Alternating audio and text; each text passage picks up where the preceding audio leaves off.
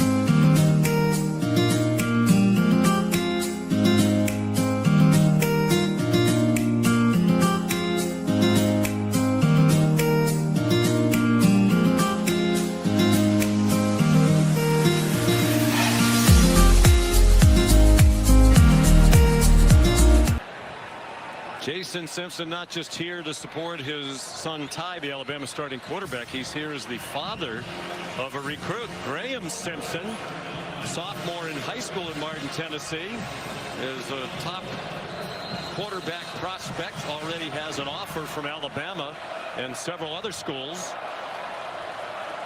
They're sitting with the recruits, not with Ty's mom, Julie's, in another section. Ty's the oldest of three, sister Emma, the other sibling. Here's 3rd down and 9. They're 2 for 2 on 3rd down. They had a 3rd down and 13 conversion on their touchdown drive to start the game. Simpson a bullet, and the ball comes out and ruled an incomplete pass. Lonnie Brooks couldn't hang on to it. On the field was an incomplete pass, 4th down. That was a laser beam fired by Ty Simpson. Boo Carter in coverage for the Vols. Man, did he throw that thing with a lot of velocity. And Lonnie Brooks is a little bit behind him, pulled it in, thought he might have secured it, where Horton was able to jump down. Thought it might be a fumble initially. I'm sure they're taking a look at it. That was a great play, though, by Carter to try to strip that ball out. I don't think he ever had it. Blake Dowd on the punt for Alabama. Boo Carter back deep, standing at his own 10. Low wobbly kick and a fair catch made by Carter. Here's Molly. Well, Sean, you mentioned quarterback Ty Simpson's dad, Jason, the head coach at UT Martin, and he admitted to us before the game he tried to keep things moving in their win today so he could attend his son's game. They ran the ball more, over 240 yards. He didn't challenge a couple penalties, and thanks to NIL, Ty had a plane waiting for dad the second after this one went final. And you saw that embrace pregame. He told Ty, catch every snap, do the little things well, always coaching up his son. You can tell when you talk to Ty, he's the son of a coach, a very good coach. Won 5 Ohio Valley Conference championships, most of them in recent years. So here's first down for Joey Aguilar in the Vols. And the catch made after a 9-yard gain by Braylon Staley. How about our visit 2 weeks ago with Ty Simpson? We asked him, did you ever think about going to UT Martin playing for your dad? He said, no, my dad said, I'm not coachable.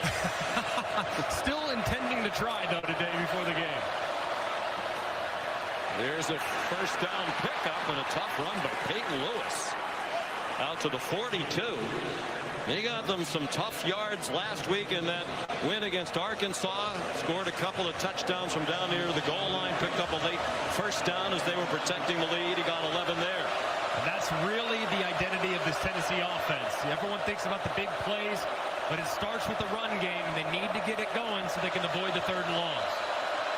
They rushed for 264 last week in their win over the Hogs. Lewis out near midfield. 6-yard gain. Tennessee came into tonight, and they've been one of the highest scoring teams in the country all 5 years under Josh Heupel, having scored at least 34 points in every game this season. The only other team to do that was Texas Tech, and as Kevin McGandy just showed you, they did not reach 34 in their loss at Arizona State tonight. Aguilar on target. And Mike Matthews the first down on a beautiful throw. Out of bounds at the 34 with 18 on that play. And that's a throw right there that I don't think they had in the offense last year. I mean, that is a field side comeback, circus route, 15 yards downfield from the opposite hash. They just didn't trust Nico Iamaleava to make that throw, but they love Joey Aguilar's arm, and that's a big reason why he's wearing the orange and white. He's definitely more consistently accurate than Nico was. Lewis, the ball carrier again. Sophomore from Salem, Virginia, got 2. One thing with this offense, this is called the fringe part of the red zone. Traditionally, the red zone starts at the 20-yard line, but in an offense that's built on creating explosives, this is, in many ways, the red zone extended. So they love on second down to go heavy play action, try to take a shot. So Alabama needs to keep their antenna up.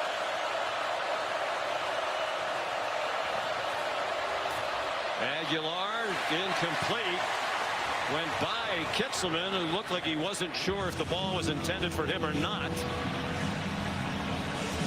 So here's 3rd down and 8. They are on the fringe of field goal range for Max Gilbert. Kane Womack, the defensive coordinator for Alabama, this is an area of the field where he likes to bring pressure. He likes to heat up the quarterback because a sack likely knocks you out of field goal range. The ball's 1 out of 4 on 3rd down. Aguilar got it off on target. Braylon Staley tripped up inside the 5. Deshaun Jones saved the touchdown for Alabama. It's a 30-yard gain for Tennessee. They run quickly to the line of scrimmage at the 2. Lewis dropped for a loss. Nakai Hill-Green and the Alabama defense lined up quickly. They know they need to be ready, and they were to drop that for a 2-yard loss. And when Tennessee gets inside the 5-yard line, they are 90+% run. Why? Because the passing attack where they stretch the field disappears when the field condenses. But when the passes come, it's usually here on a second down with a play action trying to get somebody behind the defense. Aguilar's thrown a touchdown pass in 17 straight games. Trying to make it 18. Now he pulls it down. Running out of time, and he gets blasted near the 2-yard line. Justin Jefferson there for Alabama. This is the loudest section on the field. Right in front of the student section, you're about 15 yards away. Have to make sure you communicate here because false start or lost yardage takes away the ability to go for it on 4th down if you want.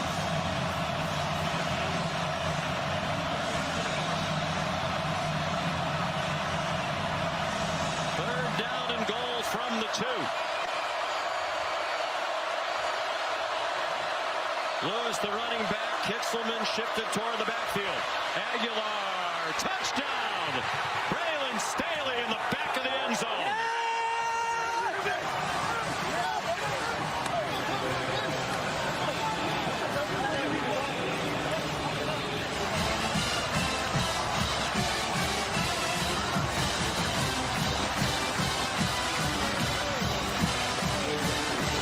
Staley's third touchdown catch of the year. Redshirt freshman from Aiken, South Carolina.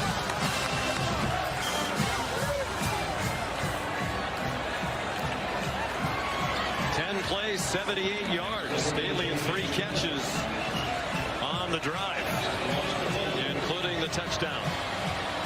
Max Gilbert to tie it. And it's 7-7 with 9:46 to go in the first half. You're watching the Dr. Pepper Championship Drive. Game of the week from Tuscaloosa.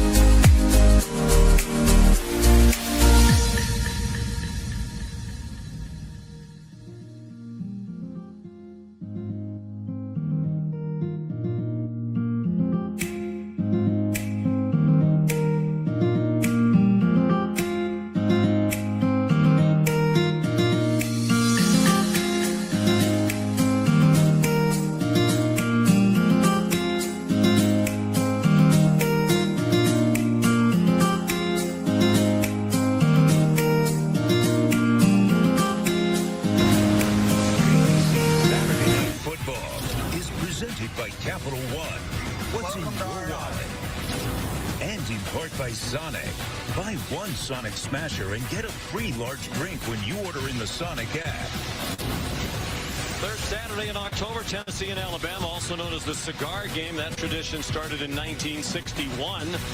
The winning team smoking cigars. It's Reagan Starner of R&R Cigars here in Tuscaloosa, hoping that he has to hand out some stogies to celebrate a victory.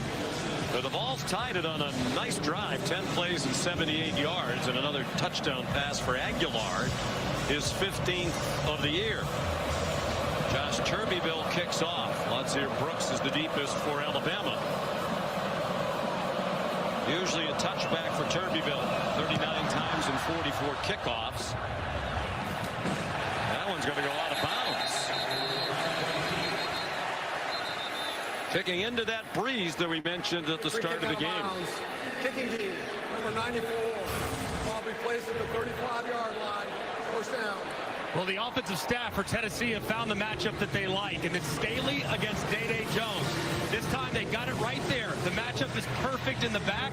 You see immediately the uncover from Staley. Aguilar times it beautifully. It's just a terrific route, taking advantage of a matchup that is favorable for the Volunteers.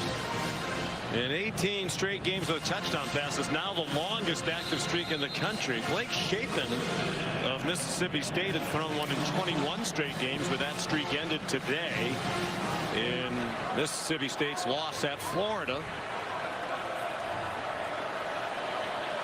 By far the best starting field position for Alabama. They started their 9 and their 10. And Kevin Riley dropped for a loss by Jeremiah Thielander. Here's Molly. Well, Sean, Tennessee quarterback Joey Aguilar took a hard hit on that last drive, and athletic training staff rushed over to him when he was on the sideline, and they were looking at the back of his neck. They still are. He tried to move his neck around and was in visible discomfort. They massaged the area, and he keeps testing the mobility of his neck, and it's very obviously bothering him, Sean. Getting treatment as you speak, Molly. Ty Simpson's 9 for 11 for 95 yards and a touchdown.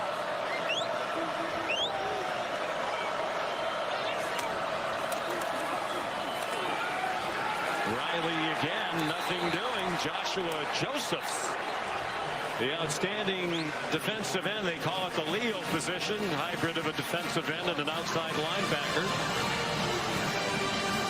This group for Tennessee along the defensive line is so good at gap penetrating. Now, that aggressiveness can sometimes come back to bite you because you might get out of position from time to time. But when they win inside against an offensive lineman, they almost always drop the back behind the line of scrimmage to set up long yardage situations. Tim Banks is the coordinator. They've had 446 tackles for a loss since 2021. That is most in the Southeastern Conference. They have talent up front, and they attack. Schematically, Simpson incomplete. Intended for Brooks. There's Banks on the right of your screen. Jalen McMurray was in coverage for Coach Banks. And that was an excellent three-play sequence for Tim Banks in this Tennessee defense. The offense gives them life. They've now tied the game, quieted the crowd just a bit. You force an immediate 3 and out. And all 3 plays played right into the strength of Tennessee. Negative yardage plays on 1st and 2nd down, forcing long yardage 3rd down. Blake Dowd, the first-year punter. Boo Carter's back for it. He signals for a fair catch and makes it inside the 20. 48-yard punt. 7-7 the score. You're watching ABC.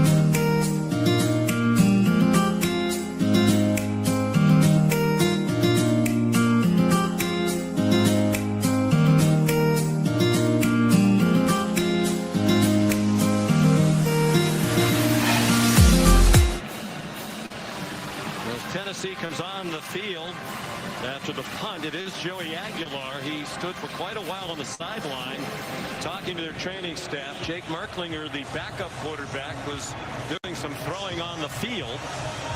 But it is Aguilar to continue, at least for the moment, in a 7-7 game with 8:03 to go in the first half. Sometimes with that neck, especially if it gets tight, it can have a bit of a disruption with your accuracy, so worth watching here. He's 10 out of 13 so far for 118 and the touchdown. Off the play fake, takes the check down. It's a little too high for Peyton Lewis. Aguilar showed off tremendous accuracy in that game against Georgia. Started 14 for 14. And he wasn't checked down sharply, as Rex Ryan would say. It was certainly not dink and dunk that day. I think they were going for deep balls every play, it felt like.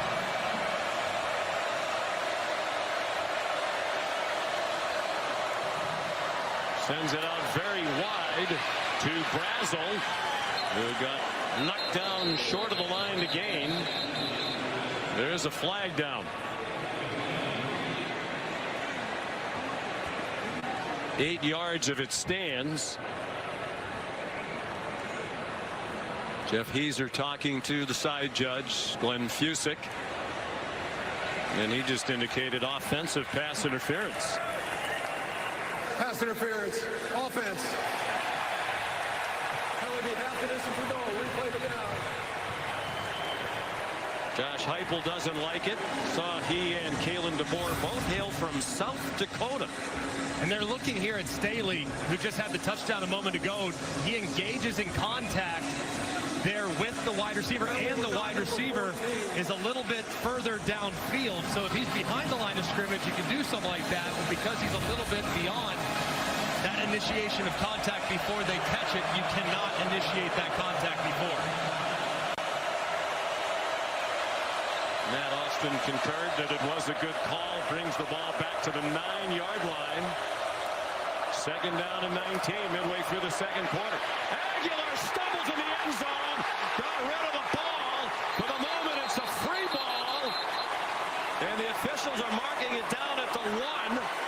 And Alabama's in possession of it.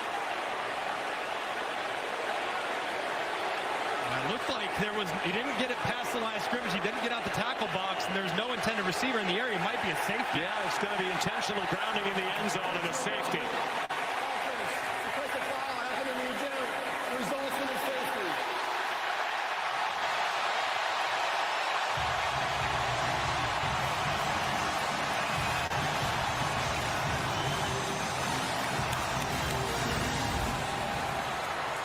And just a great rush. It's Yonze Pierre on the right side again, who's just bowling Perry, the right tackle, right into the legs of his quarterback. And Pierre, so far, has arguably been the best player on the team. It's now 2 sacks and a forced safety here as he walks that big right tackle Perry into the lap of Aguilar. Unfortunate for Tennessee. Aguilar got tangled up with his right tackle Perry. The offensive line play has been excellent coming in. They lost 4 starters from a year ago. For the new offensive line, coaches were raving about what a good job they've done. As we said earlier, they've given up only 4 sacks all year. 8th fewest in the country, tied with Vandy for the fewest in the SEC starting today. And you mentioned Yonze Pierre. Number 7 is now number 4. Quay Rousseau injured. Jamarian Latham injured.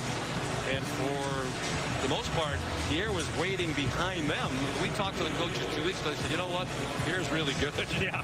And this is his first multi-sack game of his career. Redshirt sophomore from Eufaula, Alabama. First of many. I mean, this young man's got a lot of juice off the edge and has the length. I mean, he looks like a prototypical edge rusher that we've seen in crimson and white for a number of years. So the free kick comes from the 20, Turbeville. And Laxir Brooks from the 15. And he reached the 31-yard line. Tackled by Trey Poteet. So far for Alabama, the run game really hasn't been there. Jam Miller's averaging just 1 yard per carry. Kevin Riley, his 2 carries have gone for -2. The only guy with anything going on the ground is Ryan Williams, and that was on a big reverse. So at some point, Ryan Grubb is going to have to find some movement up front in the run game to take the pressure off the pass. Very impressive opening drive. 2 punts since. They shift back into the pistol with Jam Miller behind Ty Simpson.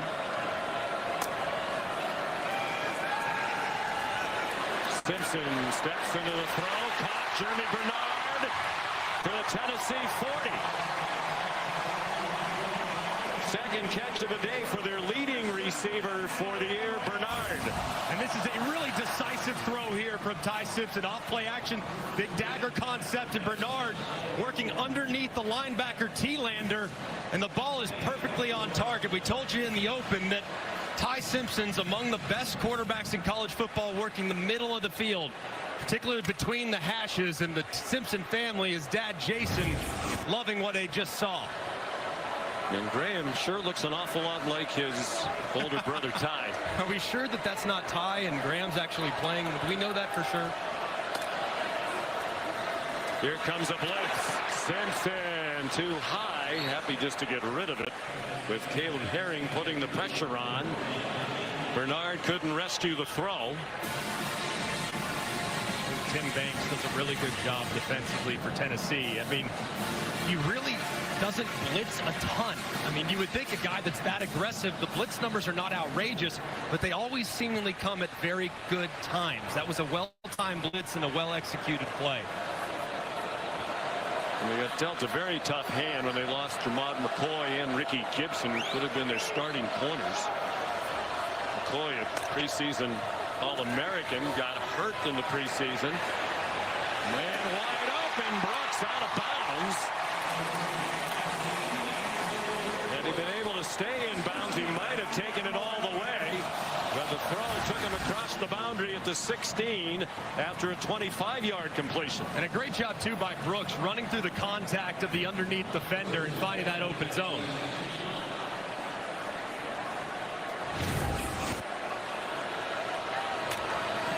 Ryan Williams went in motion. Designed run for Simpson. It was considered a dual threat quarterback coming out of high school in the class of 2022 from Martin, Tennessee. Boo Carter made the tackle. Remember, I believe he was the #2 ranked dual threat quarterback in that class, behind only Cade Klubnik, who went to Clemson.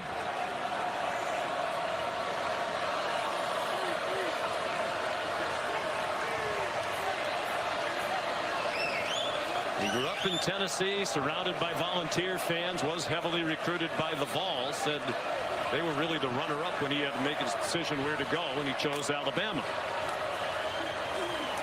Simpson. Good hands catch by Ryan Williams. First and goal, Bama at the 2. 14 more on the throw by Simpson. Another really nicely timed throw by Ty Simpson, and throwing Ryan Williams away from the outside defender, finding some more grass. 3 catches, 64 for Williams after he was shut out last week at Mizzou. Jam Miller inside the 1-yard line.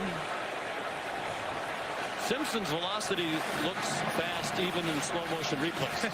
He can really rip the ball, man, and that's something I don't think a lot of people knew about. I mean, knew he had a lot of talent, but the velocity on the ball is something that's kind of blown everybody away, and I think a lot of it has to do with the confidence that he's playing with. When he releases the ball, he knows where it's going, so he can put a lot of juice on it every time he throws. There's his mom, Julie, looking on anxiously. Second and goal. Simpson under center. Cuevas the move man. The pitch back to Miller for a walk-in touchdown.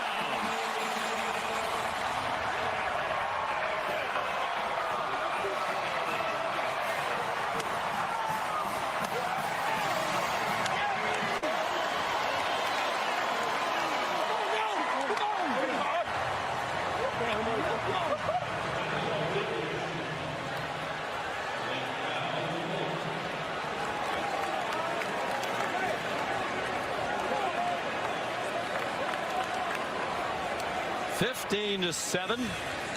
69 yards after the free kick. Following the safety, Connor Talty adds the extra points. And it's a 9-point tied lead on the second touchdown of the year for Jam Miller. He missed the first 3 games of the season due to a collarbone injury. And this is just a great design by Ryan Grubb. Look at this motion, how it has a little bit of an impact on those Tennessee defenders. Watch them slide just ever so slightly to their left, which allows Caden Proctor, the tackle, to get outside, jump leverage. There's nothing but green grass for Jam Miller for another score.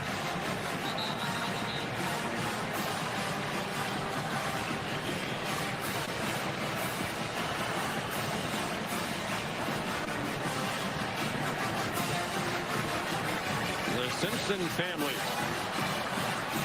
They're one big happy family. They're just not sitting together because Graham's with the recruits. And Mom is sitting in her seat. Yeah, if you're sitting with the recruits, you get a free meal. I think that makes perfect sense, right?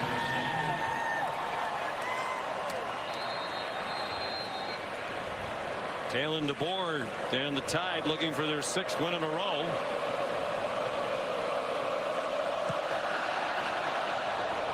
Here's the Talty kickoff. It'll be a touchback for Molly McGrath. Well, Sean, after that safety, quarterback Joey Aguilar went straight to the injury tent. Athletic training staff took his shoulder pads off in there. And remember, he was dealing with an apparent neck injury. He was still testing the mobility of his neck on the sideline. But he asked for his helmet right away after exiting the tent. Looks like he's trying to play through that discomfort, Sean. All right, Molly, thank you. And he's tough as nails, man. I got so much respect for this young man. He's going to fight through anything. Sean referenced already, he's just so blessed and proud to be here after the journey he's had. But if you look at the last drive, one throw was very accurate, one throw was just off the mark. And like a high-powered sports car, you need everything in line to be as accurate as possible. So watch his accuracy here.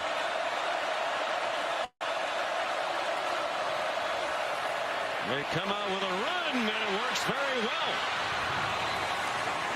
Star Thomas out to the 44 with a 19-yard pickup on his first carry of the night. This run game for Tennessee is so difficult to defend with the pullers.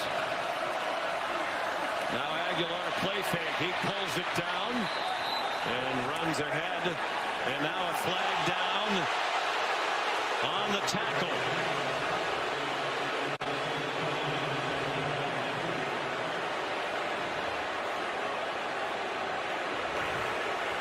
After the play was over, personal foul, unnecessary roughness, defense, number 23, 15-yard penalty, first down.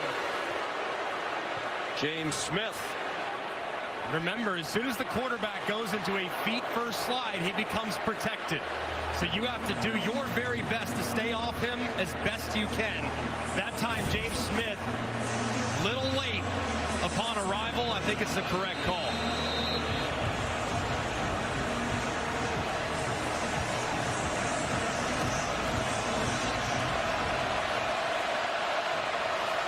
You'll notice if you watch Tennessee over the years, they don't go consistently at the blistering tempo of years gone by, and that's by design. There's a flag before the snap. Heupel's going to be irate because the umpire signaled false start when it looked like a defender might have jumped in the neutral zone. I'm sure that's what he's trying to argue right now.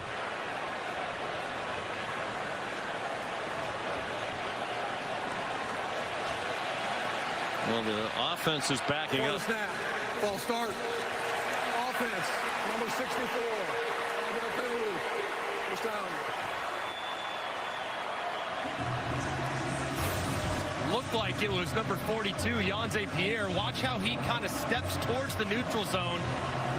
There he goes, anticipates it, and then that forces the left guard to kind of flinch. And I think you probably could have called the defense there. Fortunate for Bama, they didn't. Now Austin agrees with you. Big call, 1st and 15. Mike Matthews to the 40-yard line. Red Morgan there, backup safety for Alabama, sophomore from Phoenix City.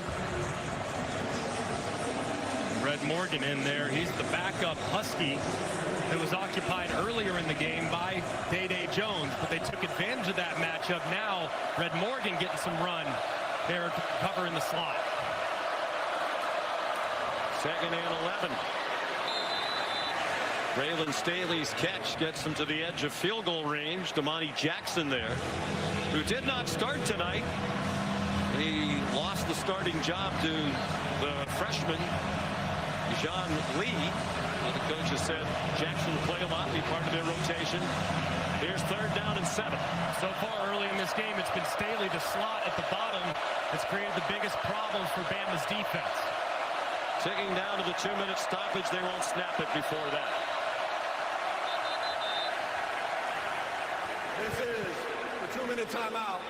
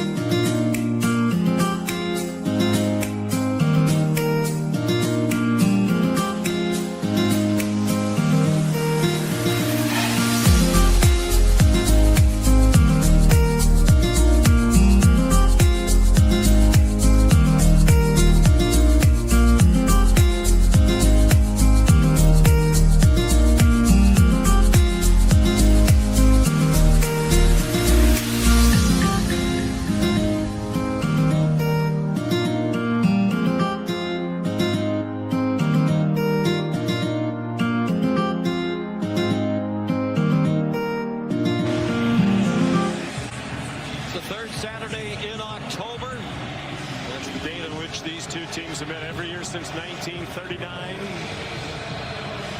Alabama's won the last 10 played here.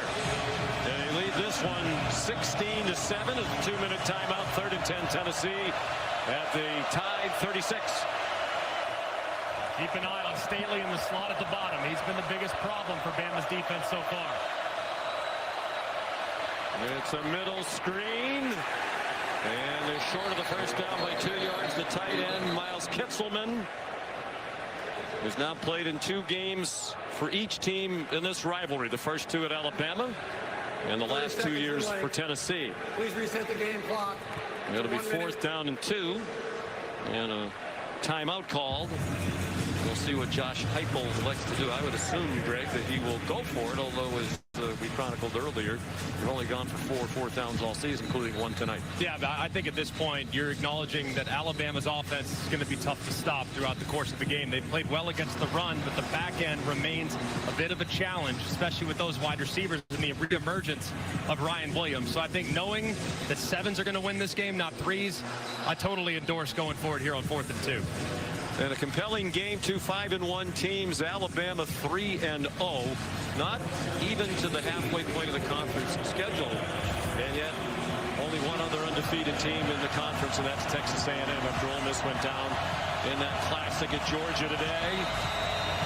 They are going for it on 4th down and 2. From the 31, they are in field goal range. Star Thomas is the running back. On the right hip of Aguilar.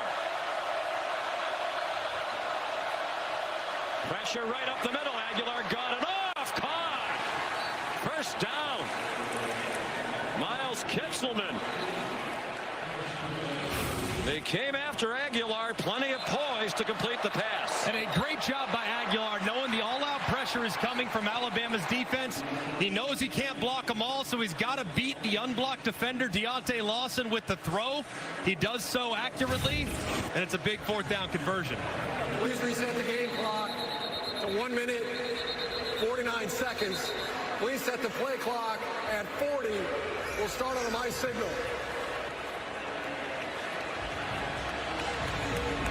Dane Womack, the defensive coordinator, has to be pleased with what they've done so far. They've held the leading scoring team in the country to just 7 points.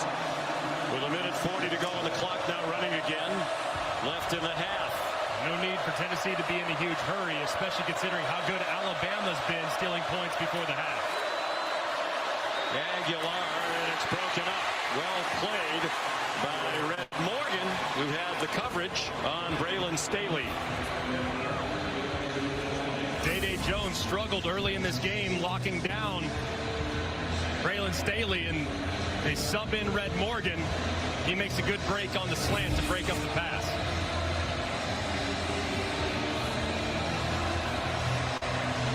Second and 10. Again, taking their time, making sure they get in the right play in these crucial situations. Star Thomas. A couple, and that's all. Driven back by Nakai Hill-Green. Playing for his 4th school in the last 4 years. Last time there was a 3rd and long situation, Alabama decided to bring all-out pressure, and you saw Aguilar beat it with the throw. Will they bring the heat again, or will they show blitz and then drop out?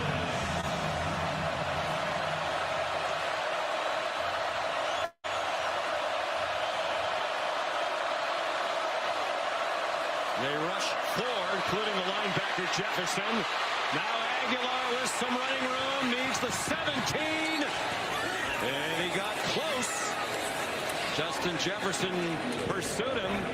It's 4th down again, and looks to be less than a yard from our vantage point as we look at it from the Progressive Pylon cam. And really good pursuit there by Justin Jefferson, but it does look very close, probably just the nose of the football shy as he travels out of bounds.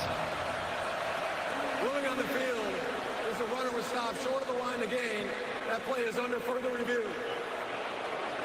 I'm a little surprised that Aguilar at the end of that, knowing how close it was, didn't extend the ball forward. Let's bring in Matt Austin. Yeah, Sean, this is extremely close. I thought in real time that he had crossed the line. It's where the ball is when he strides across the line of scrimmage. So when the ball crossed the line, he strides across the line of scrimmage. So when the ball crossed the line, probably about a foot short. So this call will probably be upheld. They might have tried to move it forward, but pushed off balance a bit by Jefferson, which made it impossible for him to put the ball forward. He was just trying to maintain his balance at that point.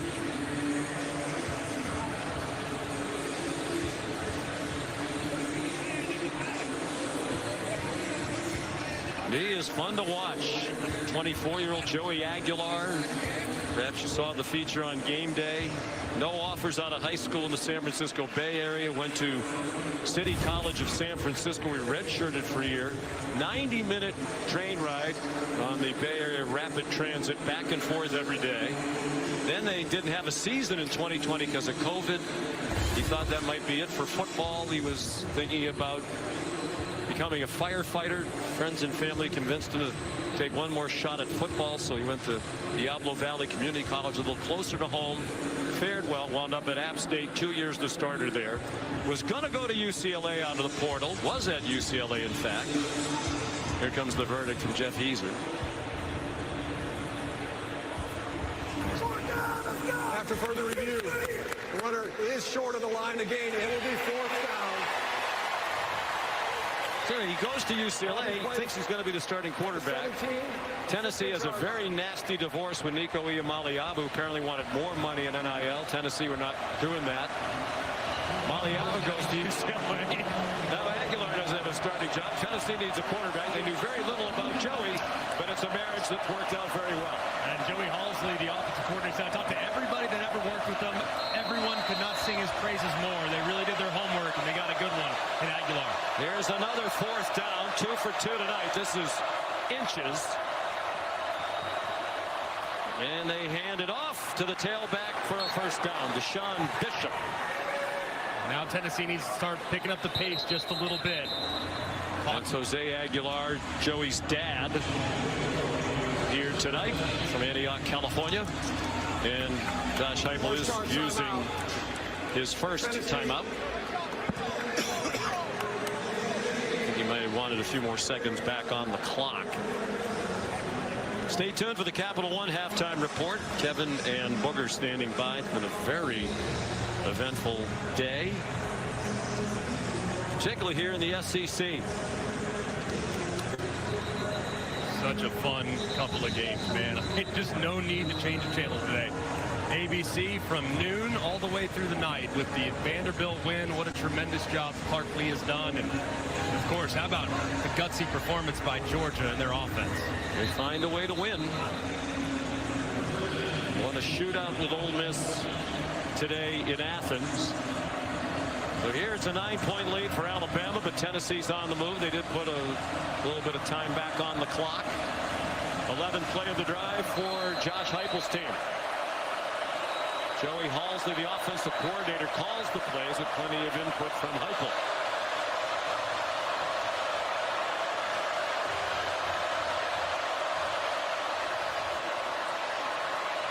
Aguilar to the end zone.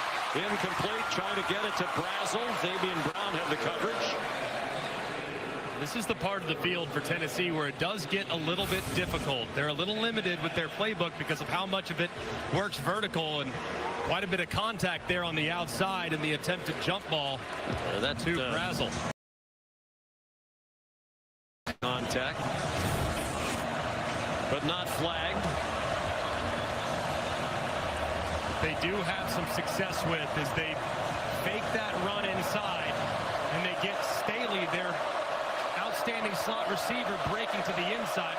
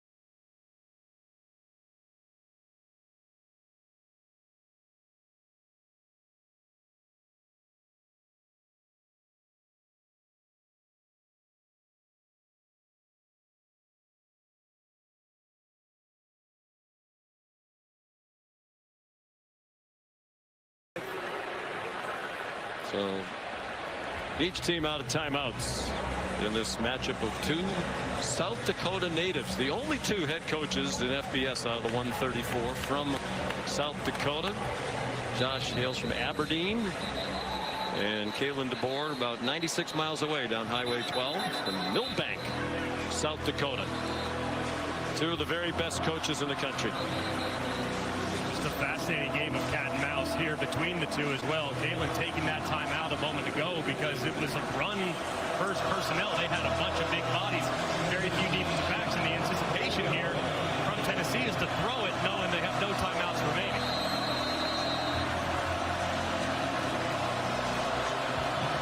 They line up again in what you would think is a run formation, but it's hard to believe they'd try that, because if they don't score, the half's over. And it's a play action pass, and it's intercepted. Zabian Brown with one man who can catch him. Zabian Brown all the way. Roll Tide, baby. Roll Tide.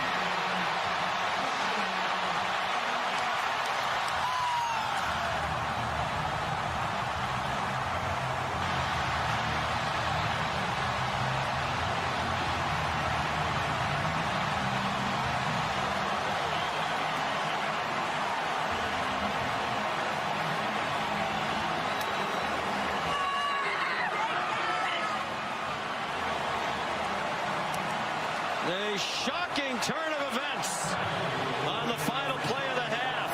Zabian Brown, the sophomore from Santa Ana, California, a 98-yard interception return. And Talty falls down the extra play. There's a little bit of a bobble on the hole. Kane Womack's defense with an enormous play.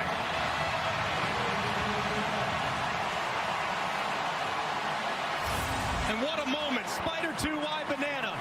Piece of cake. You know exactly what's coming. But what's most impressive is Zabian Brown's discipline. Right here, eyes are in the backfield the entire way. He sees the ball coming out of Aguilar's hand, is thrown behind.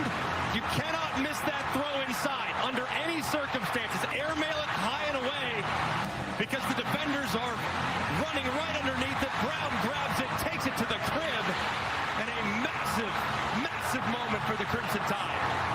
A little hesitation move there just at the end to make sure Deshaun Bishop didn't get him. Here's Molly with Josh Heupel. Coach, we were just watching a replay of that play right there to end the half, the pick six by your quarterback, Joey Aguilar. What are your thoughts on how it all ended? Yeah, obviously disappointed in that play. We got 3 more minutes of football.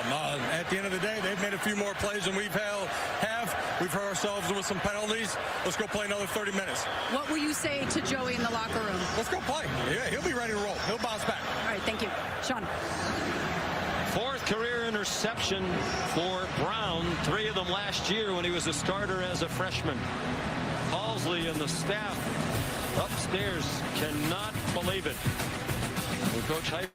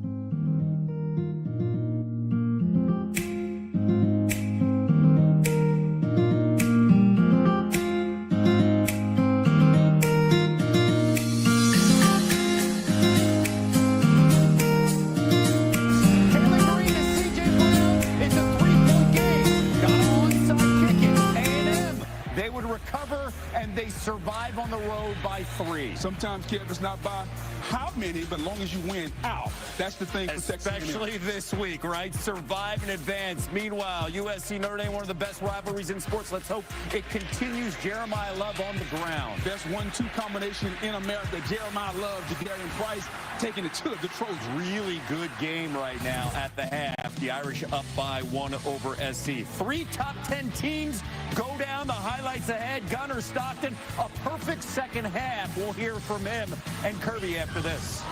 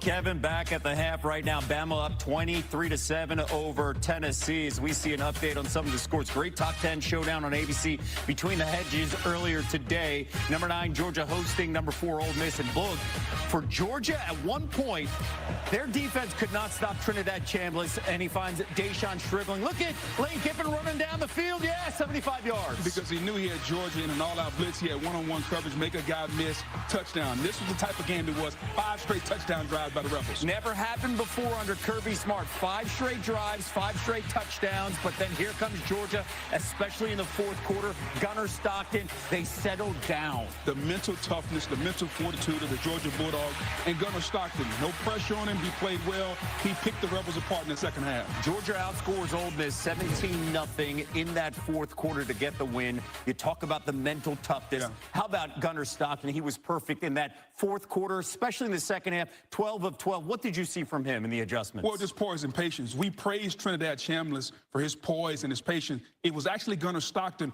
who was the more patient quarterback. And then his ability to use his legs just enough to move the chains. I thought the patience, the poise, the maturity, and the legs of Gunnar Stockton were the difference, especially in the second half. But think about this, the mental fortitude of this team to give up 5 straight touchdown drives, but keep playing and playing and finally get a way to figure out to get some pressure on Trinidad Chambliss. Take the mentality of their head coach. Absolutely, no doubt about it. Kirby Smart never flinched, and you see the numbers with Stockton. He was fantastic. And in the fourth quarter, Ole Miss's offense, non-existent, just 13 total yards on 11 plays. That's the defense there shutting things down in the fourth. All right, the early game on ABC. Vanderbilt, they were favored against LSU. 35 years since the Commodores knocked off the Tigers, and it's Diego Pavia, the storyline. He's the alpha. It's amazing how when you get a guy like him on your team, the confidence that the entire stadium felt today. All right, this one play was the highlight for LSU's offense, but every single time you watch them on every possession, it's just a struggle to move the football. It's like getting out of bed the morning after a long week at work. Like everything hurts. It seems tiring. It seems frustrating. This is a bad LSU offense. It's going to hurt for the Tigers tomorrow because Pavia using his legs and making that defense run and run. This is on 4th down, and he converts. If there's one play that epitomizes today's game, it was that play. Diego Pavia should be in the Heisman Trophy conversation, and if he continues, he may win it, Kev. And then Pavia taking it in. Vandy 6-1 for the first time in 75 years. More after this. This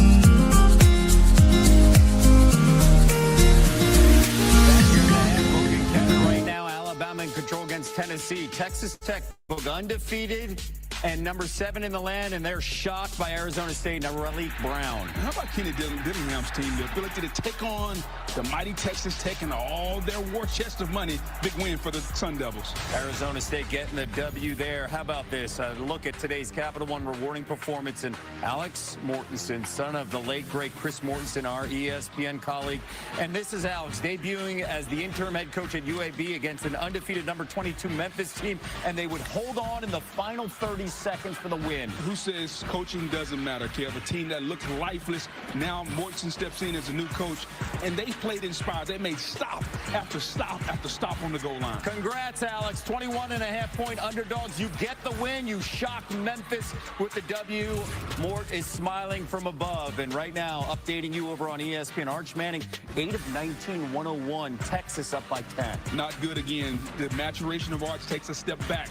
1 week after Red River, he played well. Today, he's struggling. Ahead, Ohio State rolls, and a record-setting day for a D3 player on the ground. Something we've never seen before. I don't know if I've heard of the school either. You have. This halftime report is presented by Capital One. What's in your wallet?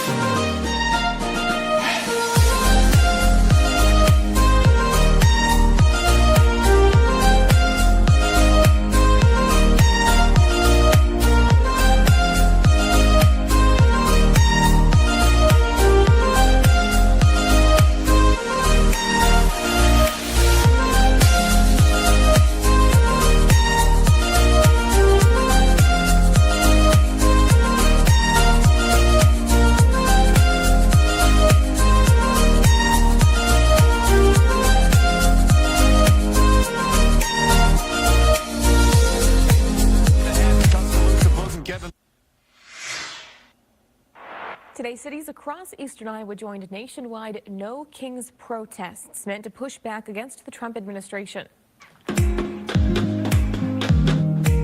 This is video from the protest in Waterloo.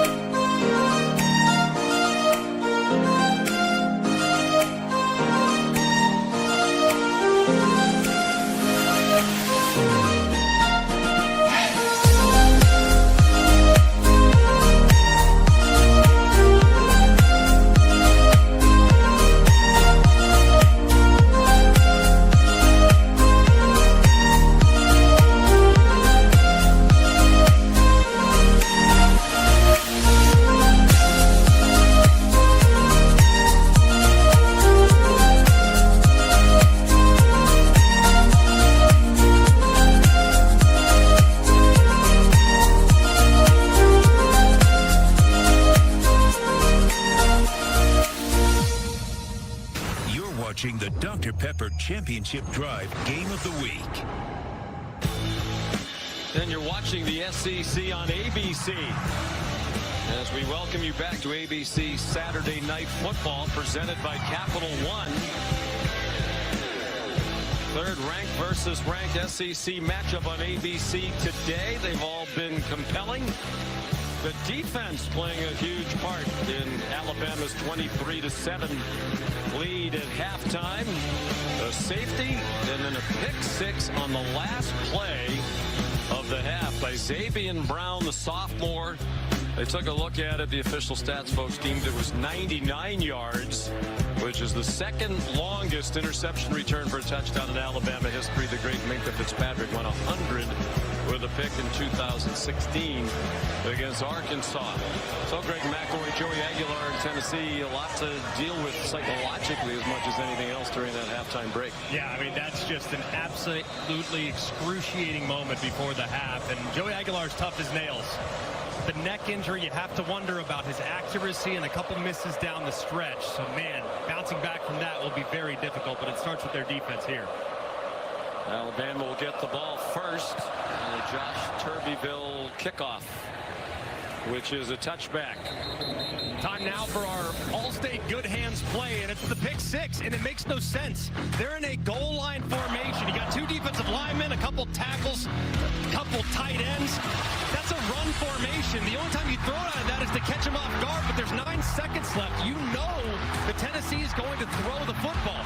So the fact that they were in a run-first formation, to me, I think puts Tennessee's offense way behind the clock, and Joey Housley done a great job throughout the first 6 games of this season, but a big mistake there with execution and, frankly, with just a really bad play call. So Ty Simpson and Alabama on offense. Jam Miller got belted down after a gain of about 2.5. Sean McDonough and Greg McElroy. So what are your biggest thoughts as we begin the second half? Well, I think for a couple things. One, Tennessee has to stay patient. They got to stay committed to the run game right now. The play action pass will come, but you have to stay committed to the run. And then for Alabama, they got to get their run game going because they're in the first half. There wasn't a lot of opportunities for Jam Miller to kind of create against this front.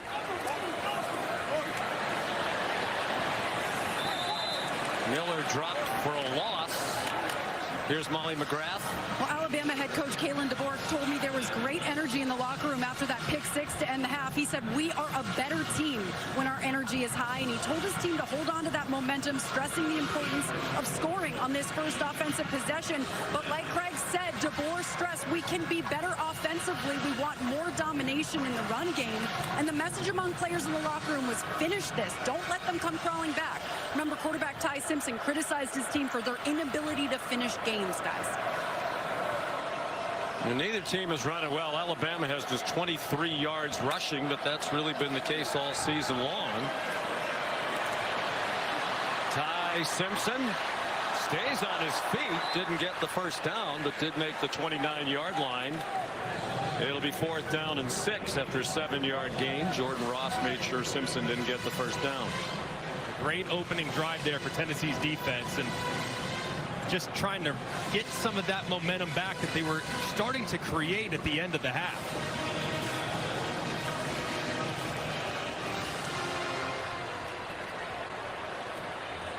Blake Dowd on the punt for Alabama. Not a very good one. Low and short. Boo Carter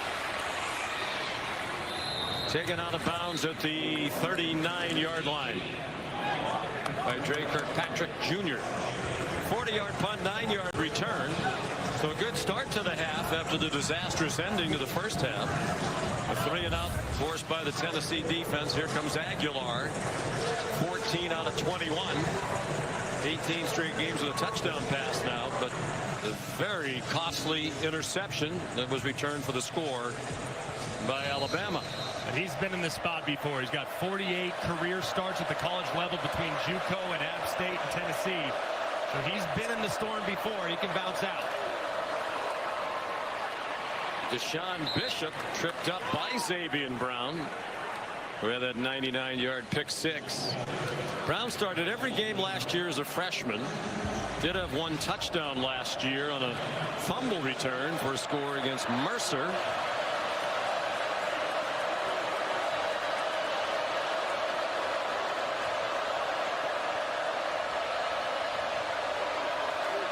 Aguilar, another play action motion fake and a man open over the middle. First down, Tennessee. Braylon Staley to the Alabama 42-yard line, a pickup of 12. So far, I like the first couple plays for Joey Halsley. A little run inside, get the run game going, get a nice easy completion over the middle for your quarterback. Aguilar after the fake ran out of time, taken down by James Smith, the junior defensive lineman from Montgomery, Alabama. The loss of 2. It's not often when you see Aguilar just hesitate. You got to think if that interception at the end of the half might have played into that decision there. He had a guy in the flat, he could have thrown it, he double clutched, and it resulted in a lost yardage play.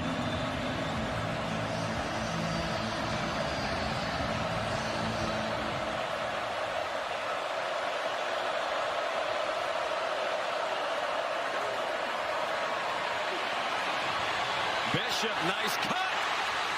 Deshaun Bishop might go the distance. Touchdown, Tennessee.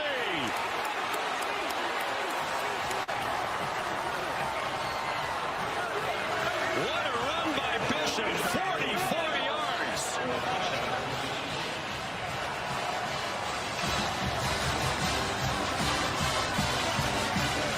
And what a response to that calamity at the end of the first half. A 3-and-out on defense and a quick score when they get the ball back.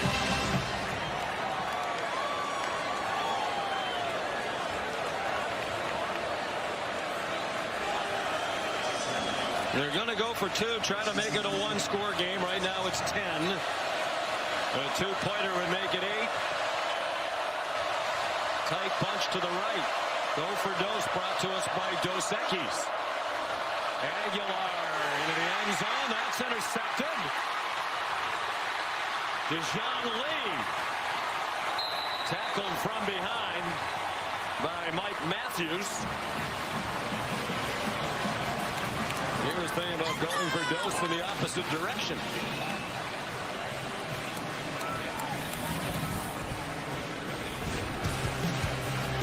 What a run by Deshaun Bishop.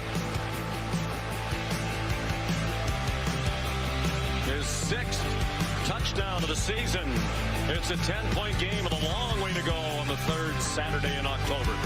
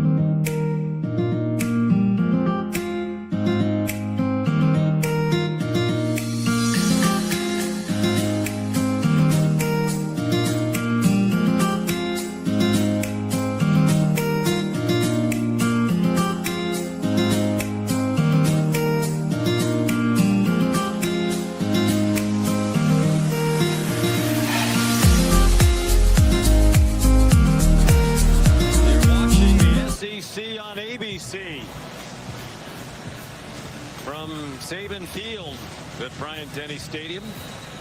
Or as Greg McElroy calls it, the house that Greg McElroy built. I can assure you that is not the case for those that took that seriously. I'm hoping that nobody did. Turbeville, another touchback. It's a 10-point game after the run by Bishop. And running game's a game of numbers. So you have 3 blockers for 3 guys right side of the center. Plenty of room, and actually see Alabama slide just ever so slightly inside to allow Tennessee to capture the edge. And that's just really poorly done at the second level by the Tide.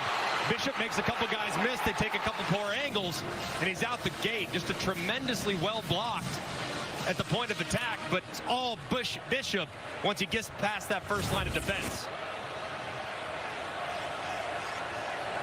He just about doubled their rushing total for the night. Prior to that touchdown, they had 43 yards rushing on 21 carries. He went 44 for the score. Ty Simpson out to Jeremy Bernard, who's knocked down from behind after an 8-yard gain. Here's Molly. Well, Ty Simpson was frustrated on the sideline, immediately coming off the field, got in the faces of his offensive linemen, clapping and yelling loudly, saying, hey, get your head back in the game. Calm down. We cannot afford to let them back in this. And the coach's son sounding a lot like a coach down here, guys. Well, he didn't like that even though they wanted Georgia, they were shut out in the second half. Ty was frustrated after the game last week at Missouri. They held the ball for over 38 minutes, but had just 27 points. He thought there was more there, so he wants to keep his foot on the accelerator with his dad and brother watching. I think it's a big third down for Alabama. 3 and out on the first drive, possibility for 3 and out here on the second drive. And here, third down and 2 or so. They love to utilize these bunch formations. Could also motion the back end of the backfield, but Ryan Williams has been the go-to guy in the passing game today. There's 3 catches, 64 yards. The deep and talented receiver group. This is Jeremy Bernard. Spins away. First down, out of bounds, just shy of midfield. Chased out by Andre Turrentine. That's a great job by Ty Simpson, recognizing the man coverage against Boo Carter with his best, most reliable wide receiver. And Jeremy Bernard wins on the out route quickly. Accurate throw for the conversion.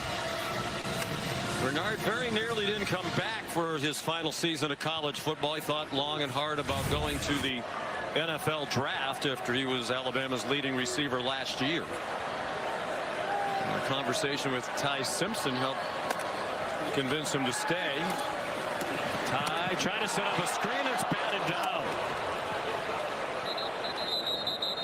Knocked down by Edwin Spillman, who did not play in the first half tonight because of a targeting ejection in the second half of their win against Arkansas last week. That was really nearly intercepted, too, because it looked like Spillman got both hands on it. The freshman almost reeled it in. That would have been a heck of a play.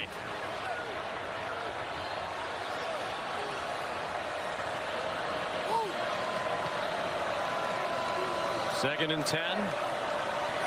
Bernard, the motion man. Gave them 3 receivers to the right. Simpson looked in that direction.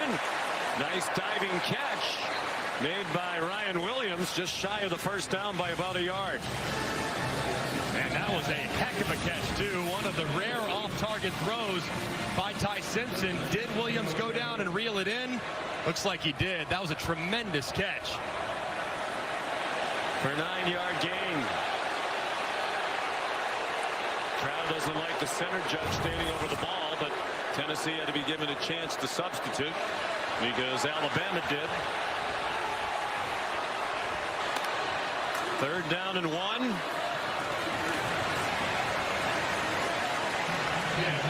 And the first down picked up by Jam Miller. With this drive marching the way it is, this is kind of an area of the field where you might be thinking a little pressure with the momentum that Bama's starting to create offensively. But also, if I'm Ryan Grubb, this is the spot where I want to take that shot. Hard play action, see if he can throw it over the top to Ryan Williams.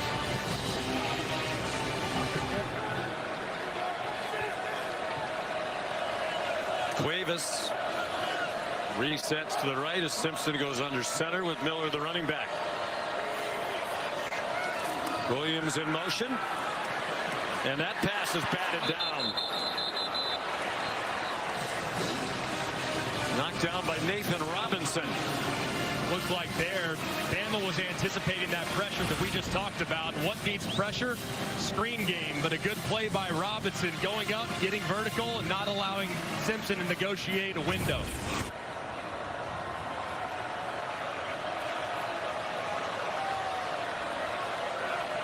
Robinson, a big man, back up in that defensive line, 6'6", 300-pounder. You got man coverage right now being shown by Tennessee. Press coverage as well, so if you want to take a shot against press coverage, it'd be a time to do it. Daniel Hill is in at running back, their third-string running back. Simpson, a quick pop, incomplete. Well defended by Colton Hood, a transfer from Colorado. Has been a godsend for Tim Banks, especially with the injuries to Gibson and McCoy. Coach Banks said Hood's done a nice job. Played at Colorado last year. Played at Auburn the year before that. Here's a spot on the field where it's possible 4-down territory for Ryan Grubb. Nowhere near field goal range, but if you can get 6 or 7 here, you might get the green light to go for it.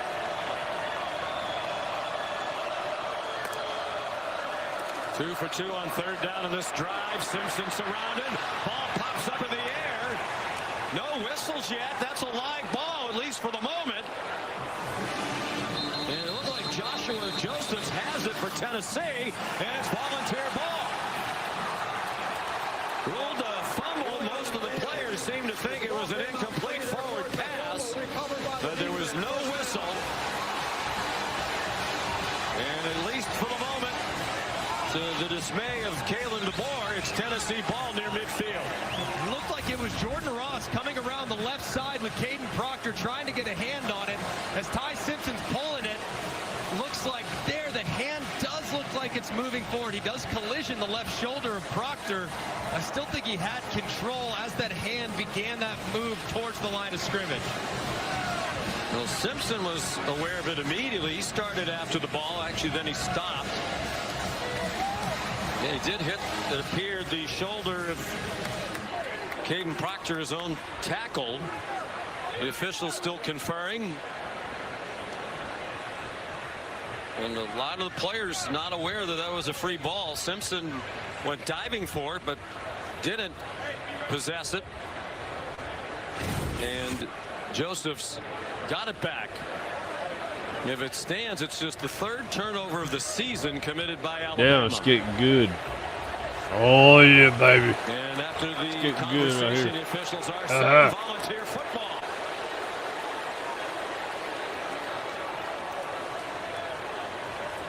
Let's bring in Matt Austin. Matt, what do you think? Clearly a fumble? I think it is a fumble. I don't think he has firm control when that hand starts forward. I don't know if it hit his own player, but it looked like as his hand came forward, that ball was already popping up the top of his hand. Did look like the nose of the football as he stretched it back to release the ball. He did hit his own player, Caden Proctor.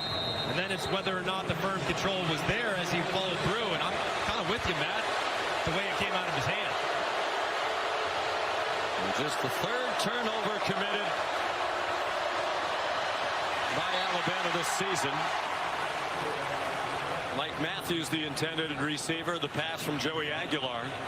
Alabama started the night in third in the country in fewest turnovers. Only Temple and UConn had committed fewer, one each. The momentum has turned against Kalen DeBoer and the Crimson Tide. A touchdown for Tennessee here in the third quarter, and now a takeaway. Their 12th forced fumble this season. They started the day tied with Houston for the most in the country. Here's Bishop again. That's been a problem for Alabama several times this year, getting gashed in the running game for long runs by the opposition. And that's 18 more for Bishop on the heels of his 44-yard touchdown. Nothing doing there on the throw out wide to Staley. But Dijon Lee right there for Alabama. Actually a loss of a yard. Starting to look now on these last couple possessions for Tennessee. That offensive line that's been so good this year is starting to resemble themselves. There's one at the line of scrimmage there on that last nice run by Bishop, and did so again earlier on the touchdown. The ball is free, and Aguilar had to pounce on it. The timing of the snap was off. And the Big Orange offense caught off guard. Sam Pendleton, the center, snapped it when the rest of his mates weren't expecting it. That was the only guy that was anticipating a snap, was the center. So big missed opportunity and a mistake there by Tennessee. 8-yard loss. Pendleton's had a nice year. Transferred from Notre Dame. Replaced the All-American Cooper Mays at center for Tennessee. Aguilar off the hands of Mike Matthews. A couple of yards short of the first down marker. So the missed time snap, huge. It stalls the drive. And this is a well-thrown ball by Aguilar. It's a little to the inside, but this one on a 3rd and long. The receiver Matthews absolutely has to bring in, and this has been a team in Tennessee that has dropped 21 passes coming into this game. That is 135th in college football. The only team that's been worse has been App State. Aguilar's former team. Jackson Ross, who can punt with either foot. Punts that one down inside the 5. Took a beautiful bounce, and it'll be down at the 1 by William Wright. Perfectly done by Ross. Big drop by Matthews. A 10-point game. 5:51 to go, 3rd quarter.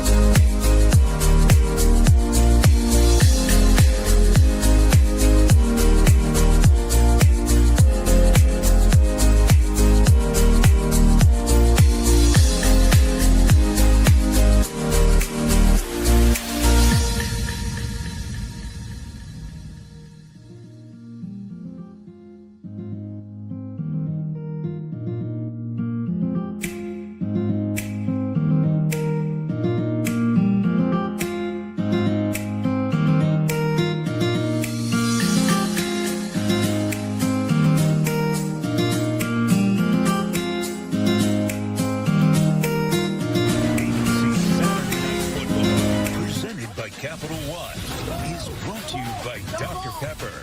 For decades, Dr. Pepper's one-of-a-kind flavor has fueled college football fandom. Today, fans bottled up the best rivalry moments at the Pepper Portal. It's a Pepper thing. And it is one of the great rivalries in college football. Saban saying game day this morning, underrated rivalry nationally, but not for these two programs and their fan bases.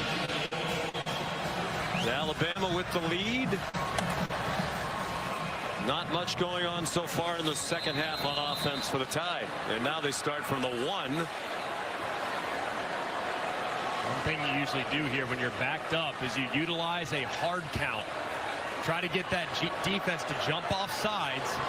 That way it'll give you a free 5 yards. And if you jump off sides, you lose half a yard. So the risk absolutely outweighs the reward outweighs the risk.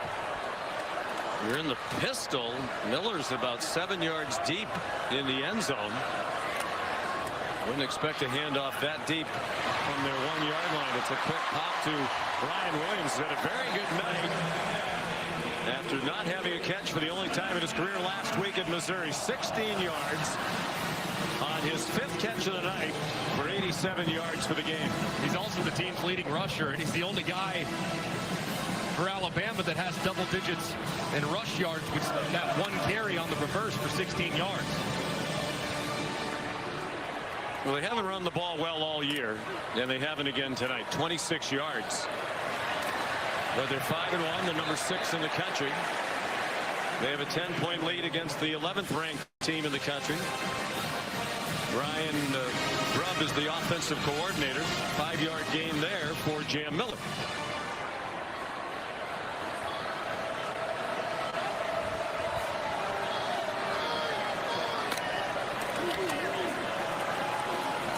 Miller again. He's going to come up a couple of yards short of the first down marker. Jalen McMurray there. And we're down to 4:39 in the clock running in the 3rd quarter.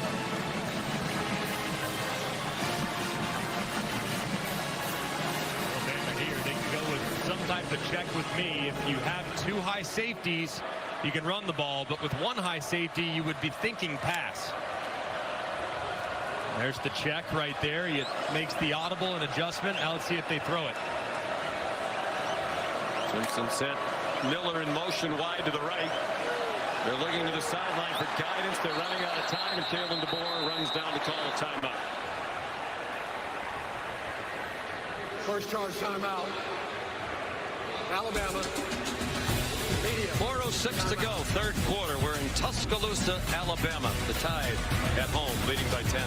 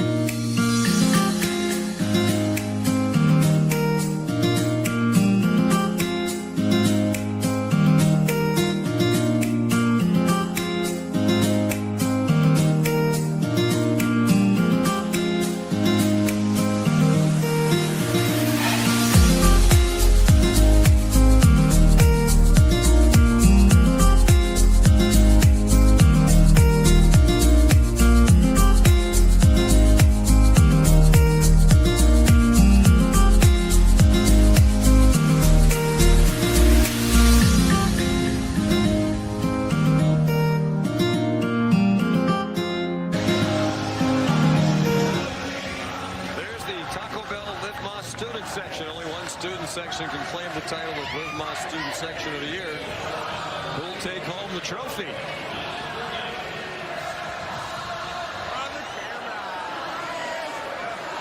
I'd say they can make a strong case here at Alabama. Pretty good student section. And very vocal. School of more than 42,000 students. 3rd down and 2. The Tide wide open over the middle. Josh Cuevas. First down to the 39-yard line. Arion Carter made a tackle. 16 yards on the completion to Cuevas.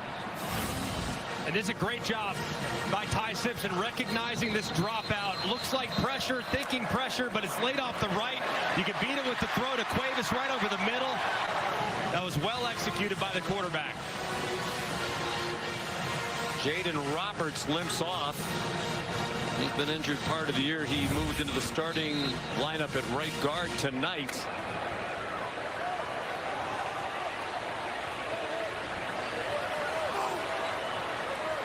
Meanwhile, Aguilar's been in discomfort for a lot of the night since he injured his neck. He's been getting treatment. That's a backward pass, probably a double pass. Bernard wanted to throw it back to Simpson. Did well. He's still going. Looked like that play was dead. And Jeremy Bernard took it all the way to the 44-yard line for a 17-yard play. What a play by Jeremy Bernard. I mean, that play is dead to rights. Loss of 15. I mean, that thing is all the way back at the 25-yard line. Doesn't like it. Makes a good decision. And the guy that played a lot of quarterback in high school shows you the decision-making right there and the explosiveness with the ball in his hands. Very well defended by Tennessee. They anticipated the throw back to Simpson.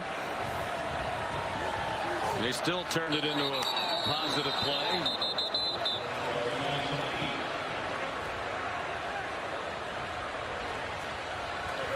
Snap infraction. Offense. Number 72. 5-yard penalty. First down. We talked about it earlier. Jeremy Bernard was thinking about not coming back. And he had a conversation with Ty Simpson in the offseason. Ty said, you should come back. You were at Washington. Remember when Roma Dunze came back and McMillan and Polk? And, you know, Dunze was a high first-round pick. Bernard said, yeah, but they had Michael Penix. Simpson sets up a screen to Daniel Hill. Hurdling tacklers, and he has a first down before he's shoved out by Edwin Spillman. And that was intended to be humorous by Bernard. He told us yesterday one of the biggest reasons he came back was he knew Ty Simpson was going to have a great year. And it's amazing, too, to watch what Jeremy Bernard has become. And Washington utilizes kind of a gadget player, and he's developed so beautifully a wide receiver. This wide receiver staff, Jamarcus Shepard, one of the best in the country. And, man, he has really turned into a well-rounded weapon on the outside. He probably had it in him when he was at Washington, just behind Dunze and Polk and McMillan. Hill again, getting some run here in the second half. Showing a good leaping ability. Idris Farouk finally made the stop. 5-yard gain for Hill, sophomore from Meridian, Mississippi. And it's good to get him back, too. I mean, he is big at 244 pounds. And I'm just telling you, he is a bowling ball. And to get him down in the open field, if you can get him engaged with the defensive back in one-on-one, that's bad news Bears if you're a defender.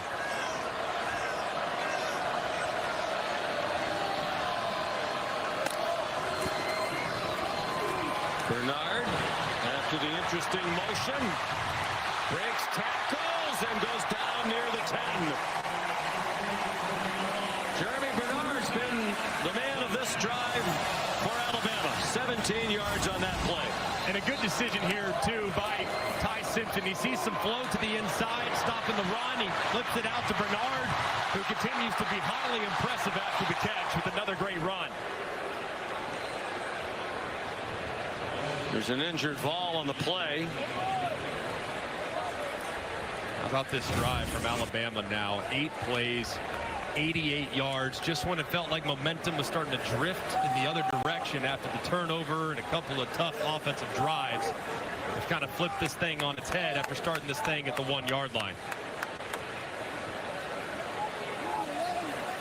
Jeremy Bernard, as you mentioned, quarterback in high school from Las Vegas, was committed for a couple of years to go to Washington. They had the coaching change there. Kalen DeBoer comes in. Bernard's going to Washington at mid-year, right after Christmas. And he decommitted. Junior Adams was a holdover on the previous coaching staff, the wide receiver coach. He decided at the last minute to go to Oregon. So Bernard's like, okay, I don't really know any of these coaches now. He goes to Michigan State. Wanted to go back to Washington. Kalen DeBoer opened the door for him. And he had a very nice season at Washington. Transferred here with Kalen DeBoer and Ryan Grubb last year. And how about what Kalen DeBoer said about him? You know, that he's such a special young man. He said, I've never had a visit, a recruiting visit like I had with Jeremy Bernard. Yeah, he said, quote unquote, literally one of my favorite recruits ever. And I think it's amazing, too. Kalen said that we were disappointed to lose him.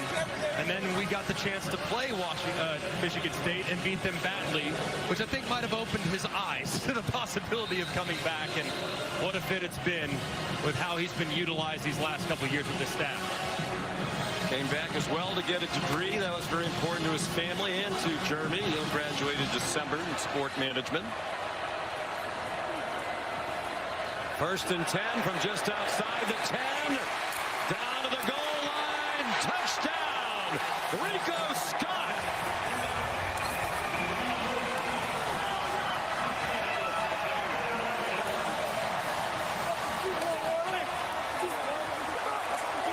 His first catch of the night, just his 8th of the season in his deep receiver group. And it's 29-13 for Alabama in the final seconds of the 3rd quarter. What a drive. I mean, just absolutely unbelievable. Taking 5.5 minutes off the clock, going 99 yards, and just making a statement. Very, very impressive there from the Tides offense. Second touchdown throw of the night for Simpson.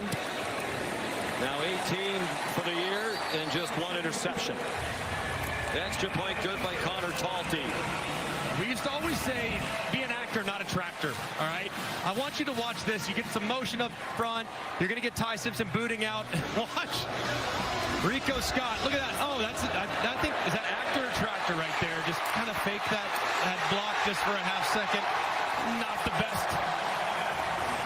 That's not winning an Academy Award, all right? But he's wide open and gets the Tennessee defenders to look inside just enough for him to jump leverage.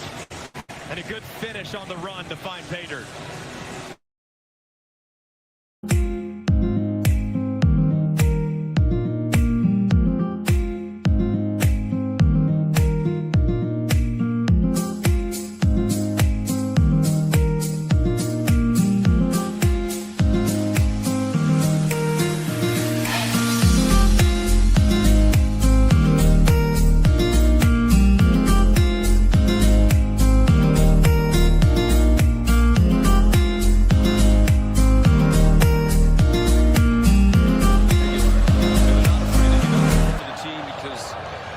Sincerity rings true.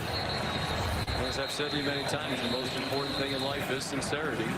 And as soon as you learn how to fake that, you're all set. Well, no, they are two sincerely impressive young men who have become great leaders of their respective teams, Aguilar and Simpson. And the thing about Aguilar, more impressed me, Ty had 4 years to get to know his teammates.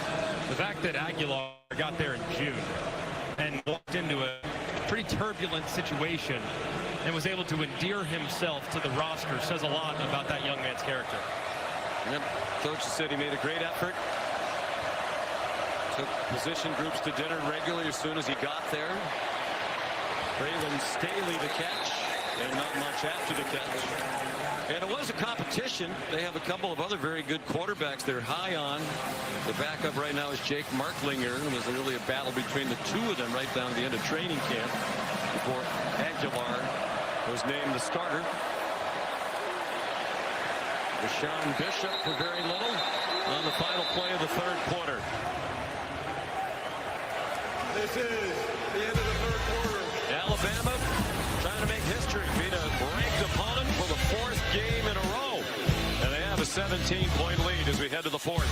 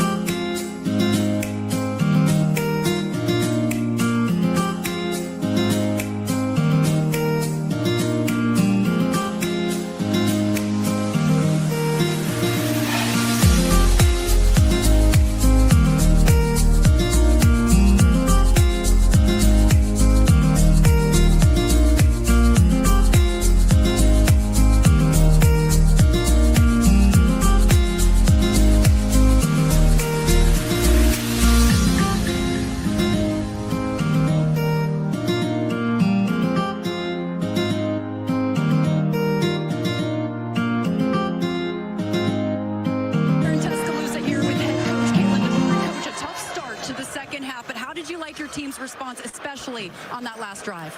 Yeah, the last half the quarter, like what the defense did, got the stop with some rough field position and then going 99 yards. So, again, we're a resilient team. We got to do a better job of not putting ourselves in that spot that whole quarter to play. All right, thanks, Coach. Thank you. First play of the fourth quarter, 3rd down and 4, Tennessee down by 17 points, and Kitzelman can't catch the ball. That would have been a first down. Well, Kalen DeBoer said yesterday one of the things he likes about his team, unlike last year, this team has responded time and time again. They were helped on that drop by Kitzelman. Yeah, that's now 2 massive drops by Tennessee weapons on critical 3rd downs. They're going to go for it on 4th and 4 from their own 31. Down by 3 scores, have to have it. Pierre brought pressure from the inside on a twist. Aguilar on target, caught for a first down. Mike Matthews for 13 on 4th and 4. Very nice job there by Joey Aguilar, buying time, allowing the scramble drill to uncover, and Matthews securing the catch. 4 for 4 on 4th down tonight, 7 for 7 for the season. Are the balls. 14 and a half to go. On target. Down on his knees with the catch is Brazel. His first catch since 3.5 minutes remained in the first quarter. He had 3 catches early, but he's been absent from their attack for a while. That one's good for 12. Given the challenges that Tennessee's defense has had at times tonight, we expect Tennessee to maybe pick up the pace a little bit as this drive continues on. Aguilar forced back. Kalen DeBoer screaming for a holding call, and it did look like there was a hold by Lance Hurd, the tackle who got away with it. The play winds up being a 1-yard rush for Aguilar. Yeah, I think he has a point there. You watch the left tackle. It looked like the defender started to kind of lose a little bit. Might have been on the other side as well. I think he could have had it on either end. Bishop, another big run. And the tackling has been poor on both sides for much of this game. Keon Sabb finally made the stop. He's hobbling at the end of the play. Broke his foot in the game at Tennessee last year. Missed the rest of the season. It's something you got to keep an eye on. This is not good here. Bishop a little banged up last week. Now is down again. And, man, he is a great weapon for this offense. Back-to-back 100-yard games for Deshaun Bishop. That 22-yard run gets him to 111 on just 11 carries. He had a career-high 146 last week against Arkansas, despite the fact he didn't play in the fourth quarter. He got rolled up on late in the third quarter, didn't play the rest of the game. Crowd booing even louder now as Bishop bounces up and runs right off the field. They think that was not a real injury. Man, he just runs through contact. Low center of gravity, great balance, and you see Sabb, who just got too close to the line of scrimmage, and that's been a bit of a problem for this Alabama secondary this year. They get too close to the line of scrimmage, and all of a sudden they lose their angles. And when they back up and see it a little bit better, they've been much more secure at tackling in the run game.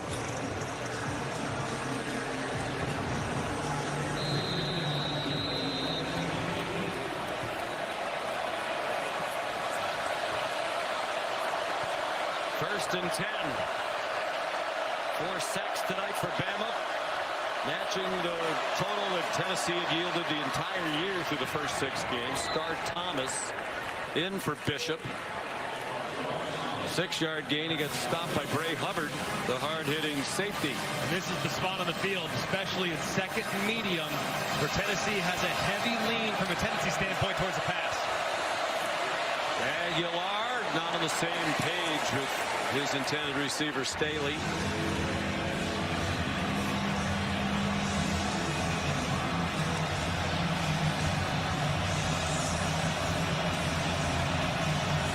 Third down. It's normally for Tennessee looking in the direction of Kitzelman.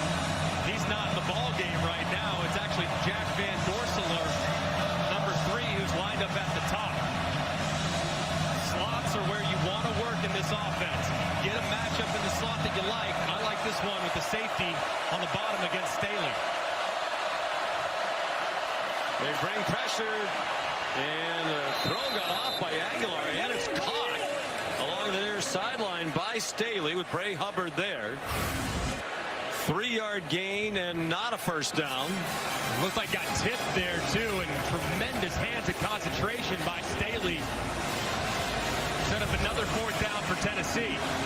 With heavy personnel coming in the game, 2 tight ends anticipating a run here on 4th and short.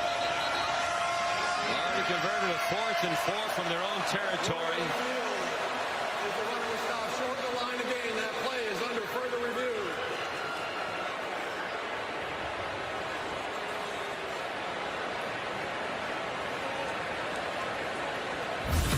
So take a look at it.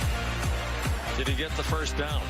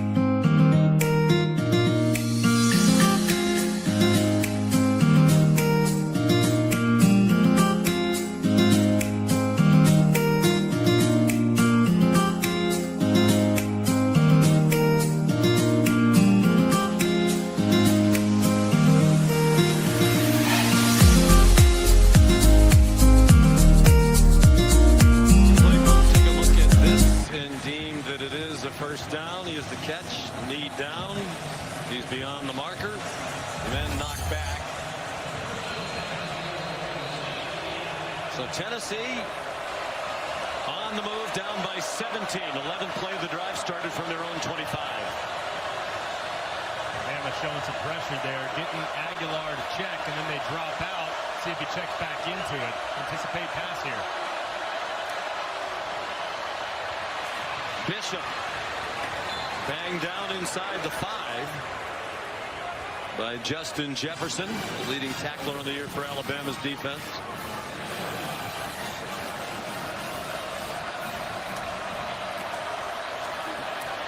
Bishop again. Got the first down, struggling to try to get the touchdown. Ray Hubbard trying to rip it away. Jefferson another tackle. First and goal Vols. Last time they tried to throw it inside the wall. I'm not anticipating that anymore, Trent. What do you think? Well, Bishop's the hot hand. And he's down to the goal line. Touchdown, Tennessee.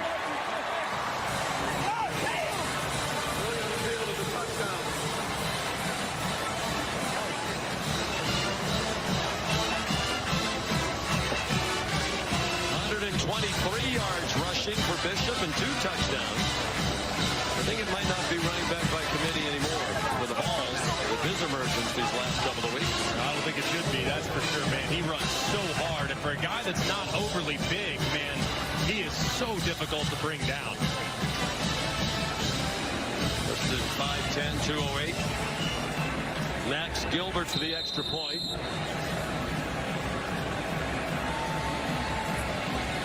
13-play, 75-yard drive. They took 4:34 off the clock. A couple of fourth down conversions, and Gilbert the extra point. There is a flag down.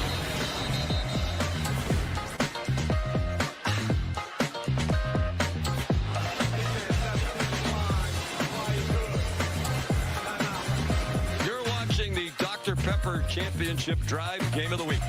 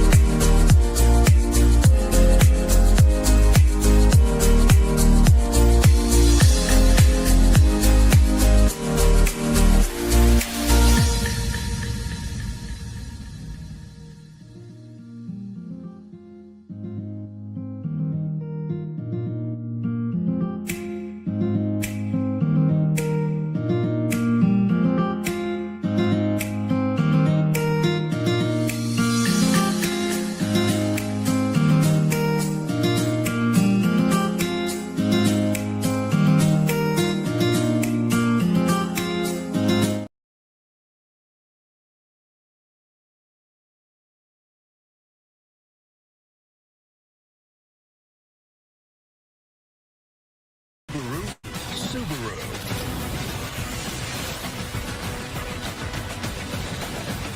Dr. Pepper brings us these numbers. A couple of 99s for Alabama tonight. Fabian Brown, a 99-yard interception return for a touchdown on the last play of the first half. It gave them a 16-point lead at halftime for Kalen DeBoer. And then a 99-yard touchdown drive, first for Alabama since 2021 against Miami. Tennessee has just scored. Sean Bishop a multiple touchdown night. And a 100-yard rushing game. It's his third career 2 TD game. First in an SEC contest. Had one earlier in the year against UAB. Who's bringing the heat is brought to you by Sonic. Well, it starts with a big pick six by Alabama to cap off what was a wild first half swing, and Bishop answered. First drive for Tennessee, cuts it to a 10-point lead after a big run to open things up, and Alabama answers again with a 99-yard touchdown drive that you just referenced.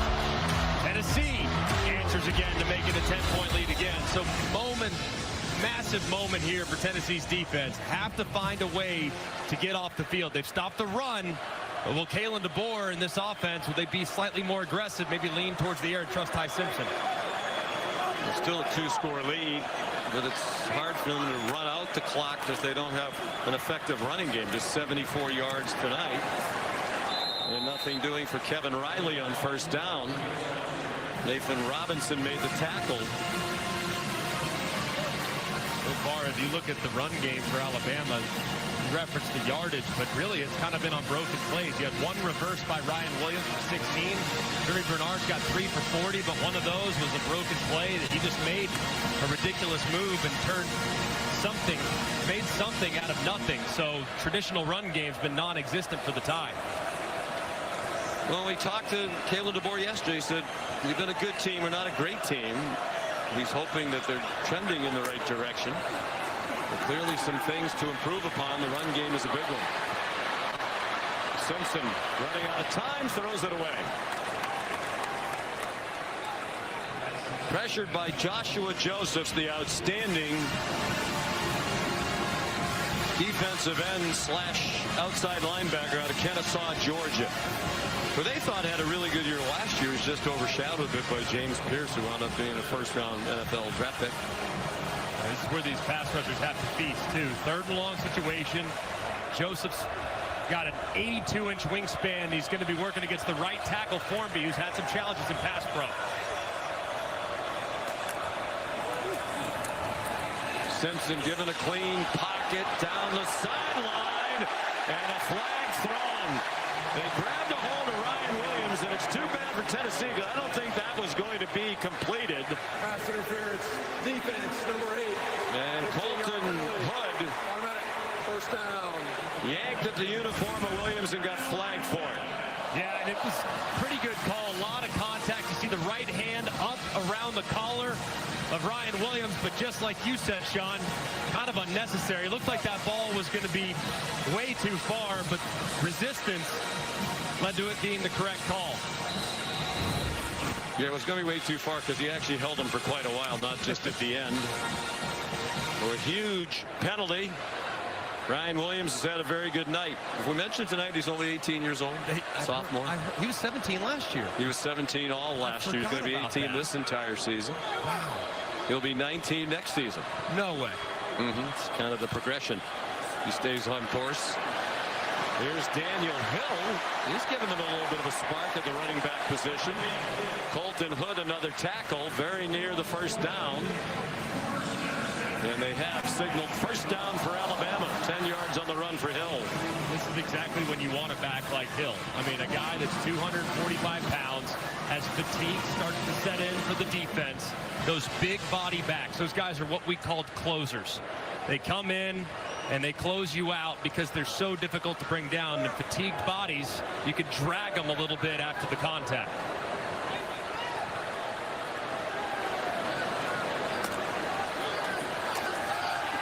Simpson steps into the throw, going deep for Brooks. Flag down. Couple of flags down. William Wright is going to be called for pass interference.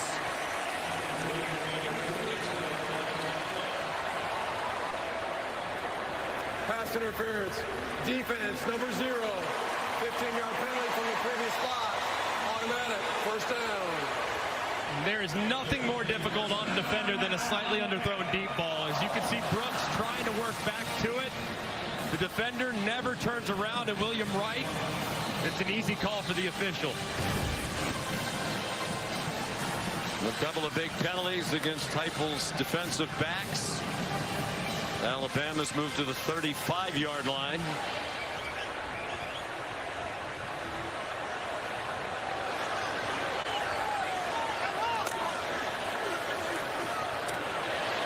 Jeremy Bernard bounces off a hit. Got pinballed down at the 32. Pickup of 3.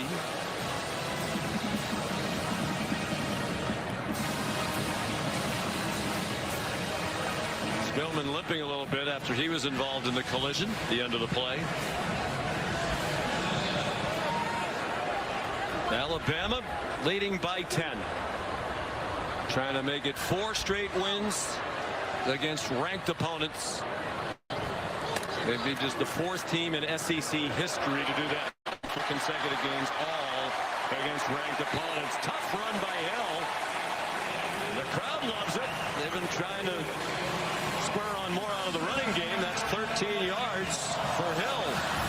And that was probably the best this offensive line has moved this defensive line all game long. The right tackle, Wilkin Formby, just moving and displacing a defensive end. And Cuevas and looked like Rico Scott got in the mix as well. And this is what we talked about a moment ago.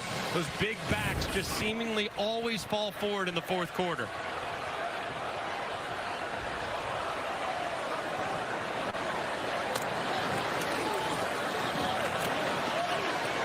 Bernard.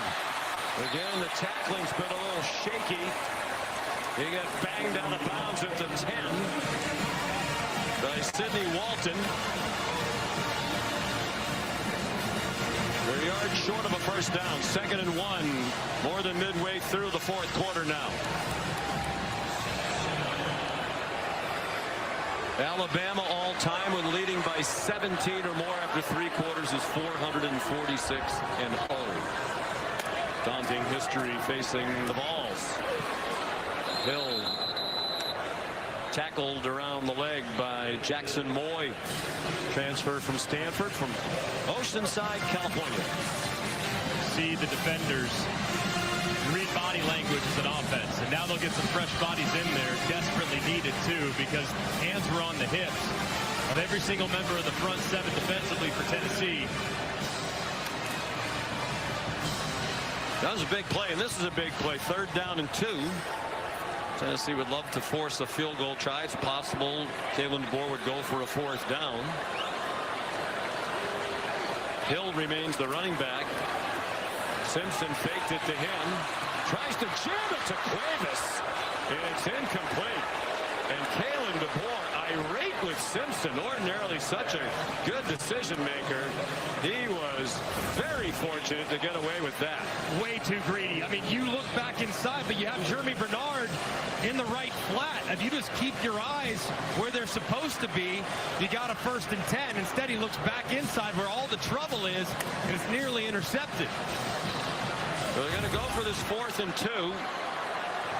Field goal would make it a 13-point game. Still 2 scores. The first 4th down try tonight. 4-man rush. Plenty of time for Simpson. Takes it down and running. And it looks like he got there. And then he got hit late out of bounds.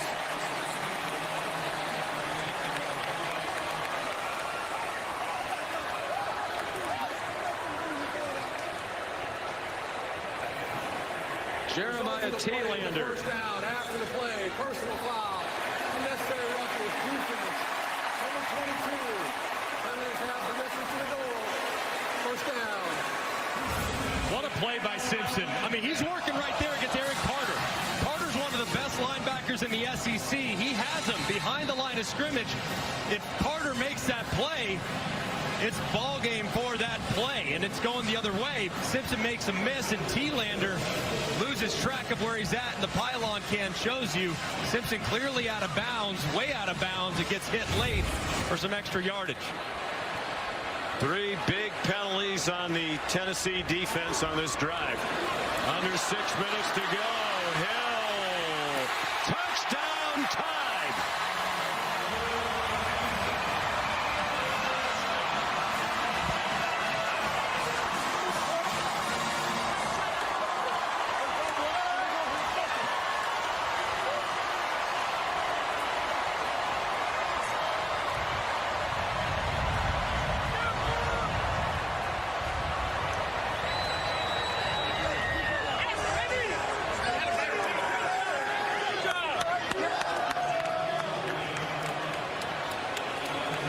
Simpson got away with a big mistake, atoned for it immediately. Just narrowly picking up the first down. Penalty tacked on, the extra point good by Talty. It's back to a 17-point lead for Bama. And another big drive by the Crimson Tide offense as Hill fights to the end and gets in as Jason Simpson, Ty Simpson's dad, loves it. You can smell just a crisp cigar smoke here in Bryant-Denny.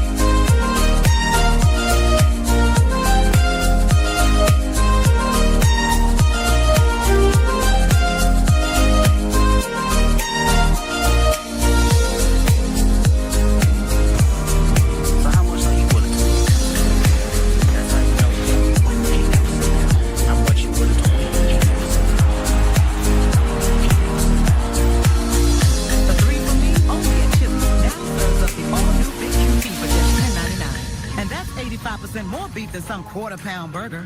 Yeah. Hey, fast food. This is how you value meal.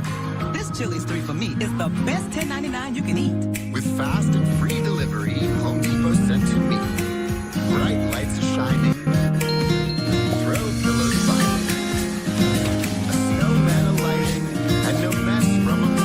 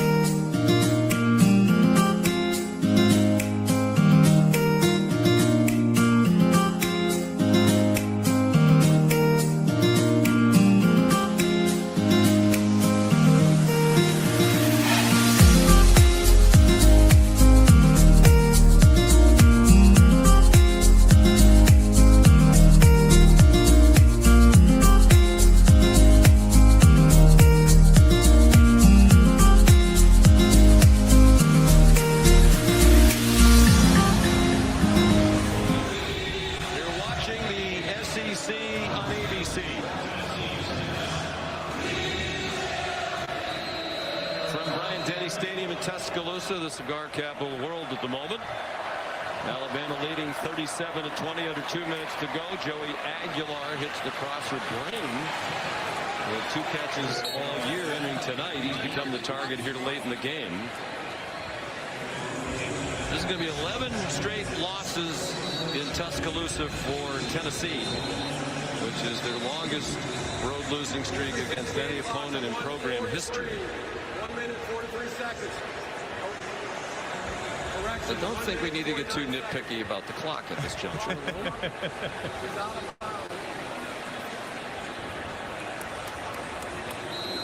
They've also, by the way, lost 10 in a row at Gainesville, so later in the year we showed the schedule in there at Florida. They'll try to avoid losing 11 in a row there. Last time Tennessee won here in 2003 was a wild 5 overtime game. Casey Clausen was the quarterback. Justin Jefferson shoves Peyton Lewis out of bounds.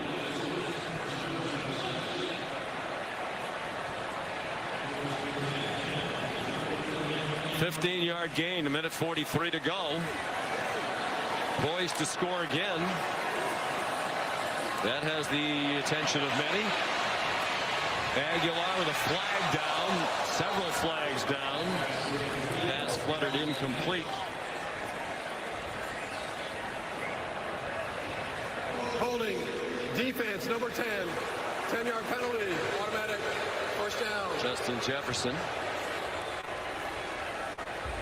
A couple now defensive penalties on Alabama. Looked like that time Justin Jefferson just kind of grabbed him on the sleeves and wasn't allowing the defender, or the wide receiver, excuse me, to break free.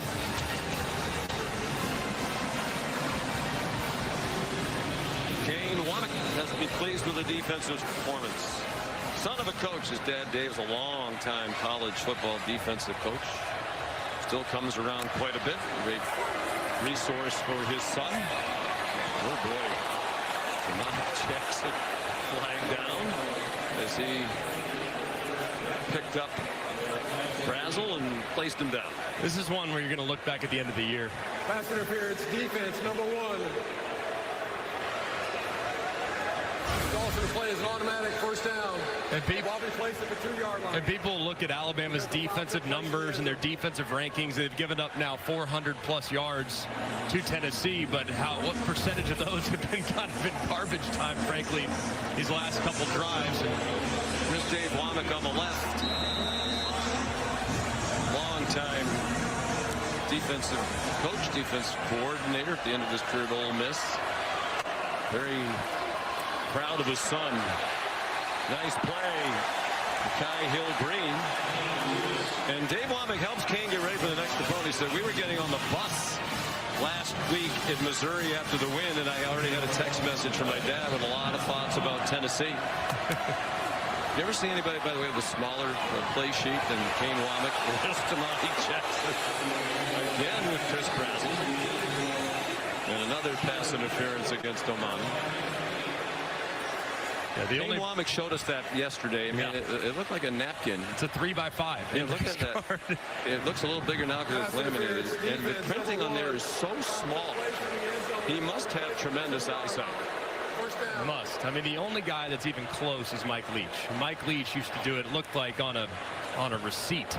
It was the smallest, and not a receipt from like CVS either. Like I'm talking like a receipt that you would get anywhere else. Peyton Lewis, touchdown with 1:01 to go. Where is he? No, they were going to roll him down. Looked from here like he was in. Keon Sabb made the tackle. There are many watching with interest if there will be more points in this game. Peyton Lewis with another flag down. You just know, Caleb.